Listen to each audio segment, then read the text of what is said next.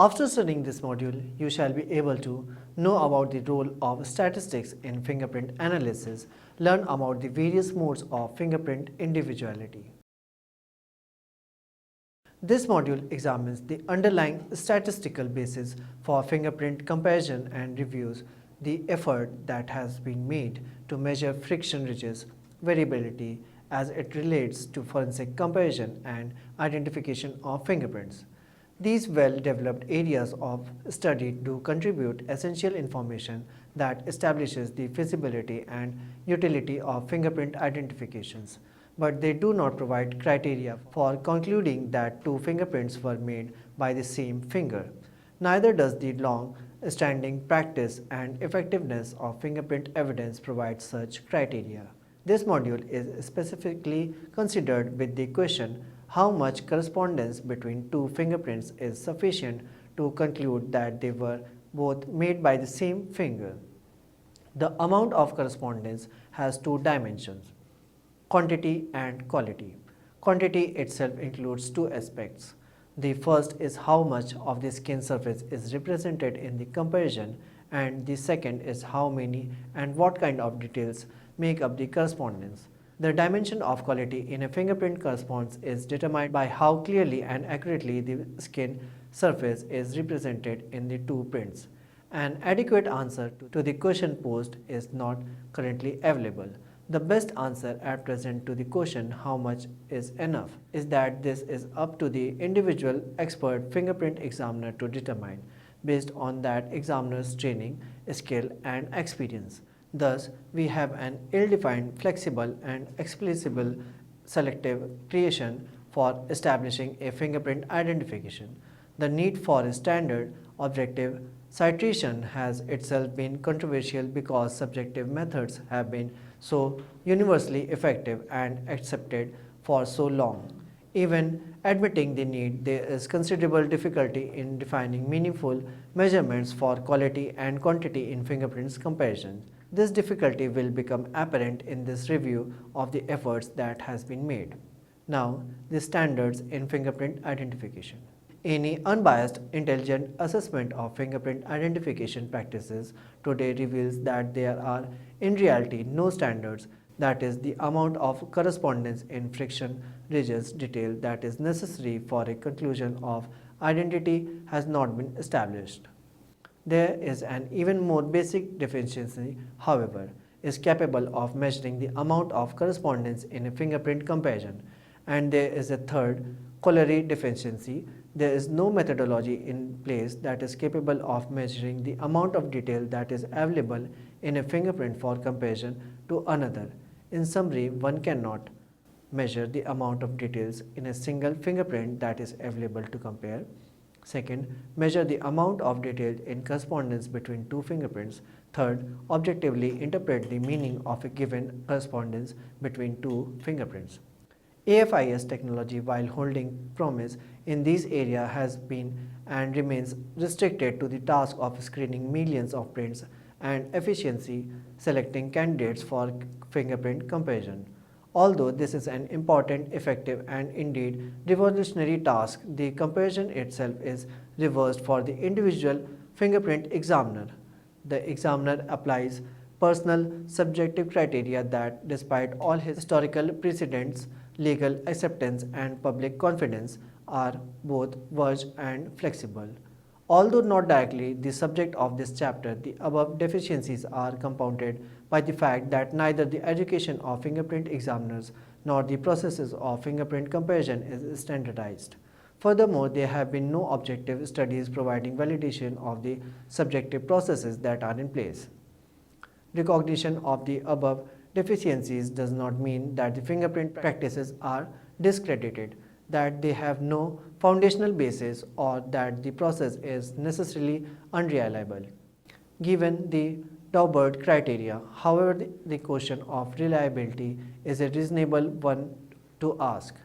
Legal scrutiny of fingerprint is, after more than 80 years of uncritical public and judicial acceptance, entirely appropriate. Fingerprint individuality models. Soon after the recognition of the value of fingerprints of personal identification, the degree of individuality present in a fingerprint pattern became of interest. Attempts to provide a probabilistic estimate of fingerprint individuality began with Galton's investigation in 1892 and continue to the present day. There have been 10 distinct approaches, including those of first Galton, second Henry Belzgard, third Roxburgh, Emmy, Towering, sixth Kingston, seventh Ostelberg, eighth Stoney and Thornton, ninth Campoid, 10th Megar, Buldwell, and Zigzag. Some of the models are explained further. Now, the Galton method, 1892. Galton made the first attempt to quantify fingerprint individuality. His approach was to divide the fingerprint into small regions such that the ridge details within each region could be treated as an independent variable. Galton worked with the photographic enlargement of fingerprints. The enlargements were placed on the floor and paper squares of various sizes were allowed fall haphazardly on enlarged fingerprint. Galton then attempted to reconstruct the ridge detail that was masked by the paper square given the surrounding ridges. He sought the size of square regions where he could successfully predict the actual ridge detail with the frequency of 1 by 2. Galton found that for a square region, 6 ridge individuals on his side, he was able to correctly predict the hidden details with the frequency of 1 by 3, and consequently concluded that a square region with 5 ridges interval on his side was very nearly the size he was seeking. To ensure that any errors would overestimate the chance of fingerprint duplication, Galton used a 6 ridge interval square region and then assumed a probability of 1 by 2 for finding the existing minute configuration, giving the surrounding ridges. The total area of complete fingerprint was estimated to consist of 24 such square regions. Assuming independence among these regions, Galton calculated the probability of a specific fingerprint configuration giving the surrounding ridges P C by R using equation P into C by R is equal to half into 24 is equal to 5.96 into 10 to the power minus 8. Galton next estimated the chance that a particular configuration of surrounding ridge would occur. Two factors were considered. First, the occurrence of the general fingerprint pattern type. Second, the occurrence of the correct number of ridges entering and exiting each of the 24 regions. Galton estimated the probability for coincidence of pattern type, termed factor B by Galton, as 1 by 16, and the probability that the correct number of ridges would enter and exit each region, termed factor C by Galton, as 1 by 256. The latter estimated was largely arbitrary and both were presented by Galton as glossary overestimating the true probabilities.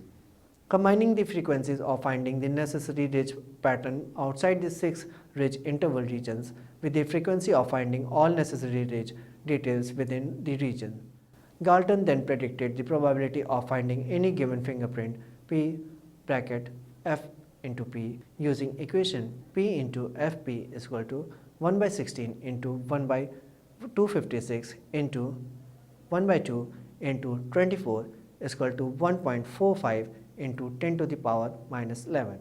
Assuming a world population of approximately 16 billion human fingers, Galton concluded that given any particular finger, the odds of finding another finger that showed the same ridge detail would be approximately 1 in 4, means 1 by 4. Henry Belzard model. The Henry Belzard approach is used in 6 closely related, fairly simplistic models for fingerprint individuality. Each employs a fixed probability P for the occurrence of one minuta.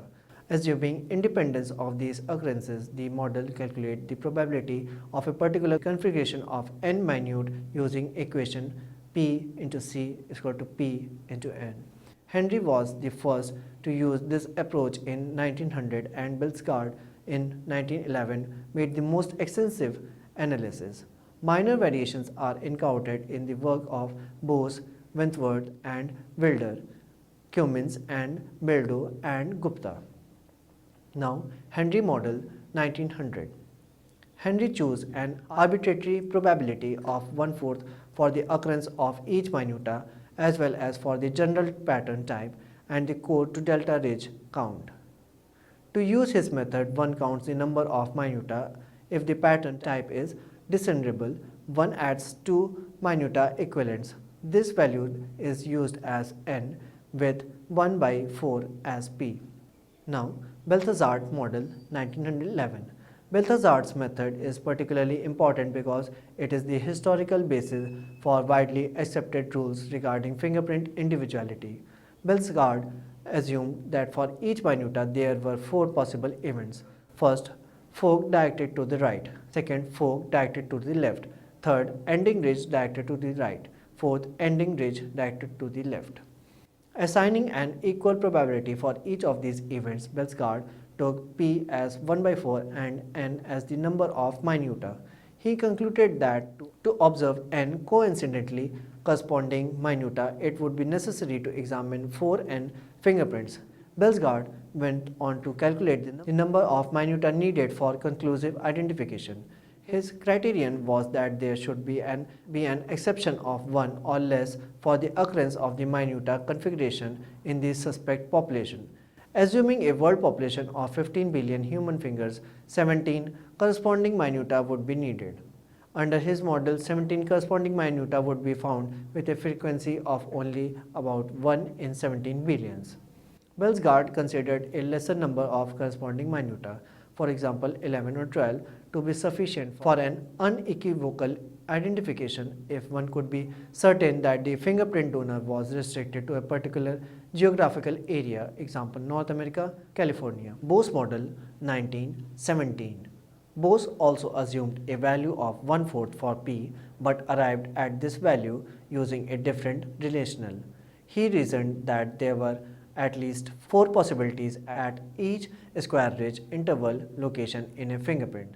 These were first dot, second fork, third ending ridge, fourth continuous ridge. Now, Wentworth and Wilder model 1918. Wentworth and Wentworth felt that Balthazard's value of 1/4 for p was absurdly high and proposed a value of 1 by 50 for p.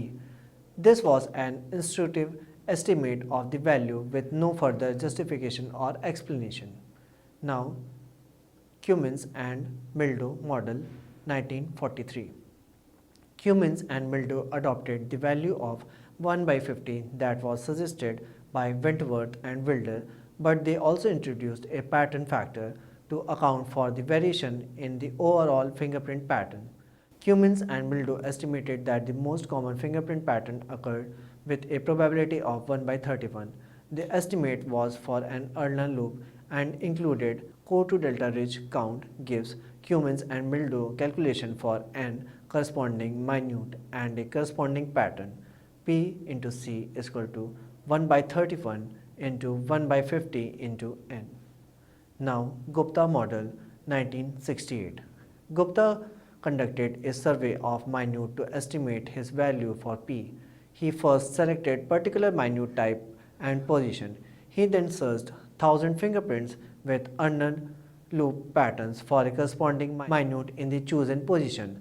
This resulted in a prediction of the frequency of encountering the particular minuta type in the particular minuta position. Gupta found that forks and ending ridges were encountered with a frequency of about 8 by 100 and that the remaining variety of minuta types were encountered with an average frequency of about 1 by 100. He therefore chose a value of p is equal to 1 by 10 for forks and ending ridges and assigned a value of p is equal to 1 by 100 for the less common minuta types, example dots, hooks and enclosures. A pattern factor of 1 by 10 and a factor for corresponding in ridge counting 1 by 10 were also applied. Now, Roxburgh Model 1933. The Roxburgh model had until 1985 been totally ignored by the forensic science community. Roxburgh based his model on a polar coordinate system. A configuration of concentric circles spaced one ridge interval apart is taken to represent the ridge flow of the fingerprint. An axis is drawn extending upward from the origin and is rotated clockwise. As the angle from the initial position increases, minuta are encountered for each minuta. The ridge count for the original is noted along with the type of minuta. The type of minuta allowed by Roxburgh are identical to Balthazar's. A minuta may be either a fork or an ending ridge and may be oriented in one of two opposite directions. Rotation of Roxburgh axis results in an ordered list of minuta types and ridge counts from the origin. Roxburgh decided simply to order the minuta rather than use an angular measure because by doing so he could avoid determination of how precisely minuta position could be resolved along each of the ridges. After defining the system for minuta coding, Roxburgh calculated the total variability which could occur under the model. He initially assumed that the ridge count and minuta types were independent and that the possibilities for each were equally likely. Assuming n minuta are concentric ridges and t minuta types, the number of possible combinations for ordered data is given by equation. Number of combinations is equal to RT into n. An additional pattern factor P was introduced as an estimate for the probability of encountering the particular fingerprint pattern and core type. The total variability was calculated using equation with the following values for the parameters. P is equal to 1000, N is equal to 35, R is equal to 10 and T is equal to 4. Number of combinations is equal to P into R into T into N is equal to 103 into 10 into 4 into N is equal to 1.18 into 1059. The value of 35 for N was used because it has been Galton's estimate for the numbers of minute in a fingerprint, and the value of 4 for T was used because of the 4 options of minuta types. Roxburgh estimated P using Galton's fingerprint classification system where there are 1024 different classification types. R was taken as a conservation value. There are many more than 10 semicircular ridges in a complete fingerprint pattern. The result of equation was therefore presented as a conservation upper bound for the total number of possible fingerprint types under the model. Roxburgh next considered the equation of correlation for successive ridge counts and successive minuta types.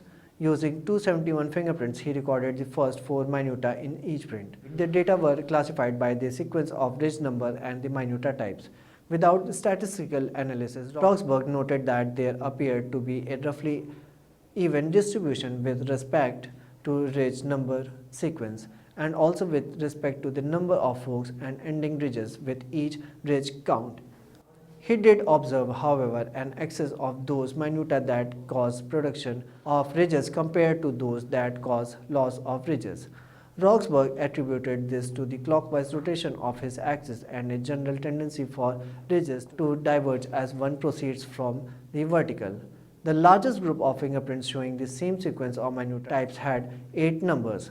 Roxburgh therefore used the value of 271 by 8 as a conservative estimate of the variability of 4 minuta with respect to type. For 1 minuta, the value would be the fourth root of this, or 2.412. Roxburgh proposed this corrected value of t to adjust for the observed correlation. Up to this point, only ideal fingerprints has been considered.